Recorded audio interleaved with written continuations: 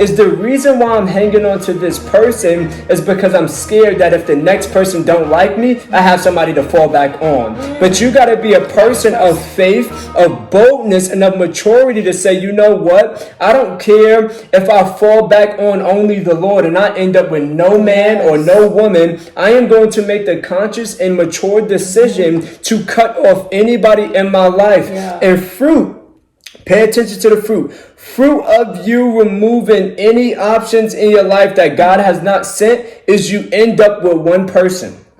Or nobody. If you end up with 3 people like, yo, Pastor Malachi, Courtney, I cut out everybody that God didn't send me, but I got 4 guys on my phone, and I feel like these from the Lord. Girl, you are listening to the devil. You are not hearing from God. And guy, you are hearing from the devil. You are not listening to God. If God is really going to help you, remember this all comes after surrenderance.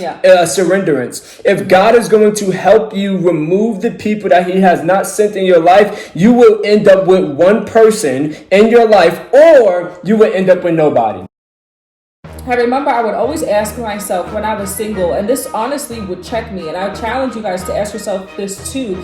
I would say, what do I want more? A relationship with Christ or to be in a relationship with man? Right? And that, seriously, that question convicted me every single time, because in those moments where the enemy tried to be like, oh, you're still not married yet, you're going on 21 years old, or whichever case, I would say, okay, what do I want more? Do I want more a relationship with Christ? That's a good question. Do I want to be in a, and that's the thing. I think that if we have it the other way around, then we have to do some heart checking. It's not condemnation. It's just to say, okay, you know, I always say your relationship with your Heavenly Father often will be a mirror of your relationship with people here on earth. You know, I think that's a great way to always like counteract that, or ask yourself like, okay, how are things looking? You could say, okay, my relationship with the Lord looks like X, Y, Z, right? And so understanding then, learning to hear the voice of God, when you become, I don't want to say efficient, but when you really have a good grasp on hearing God's voice, you know, okay, he's going to start speaking to you in different ways, and he could tell you instantly, is it this person? Or maybe you shouldn't entertain that person, or maybe you shouldn't give this person that number, or whichever the case.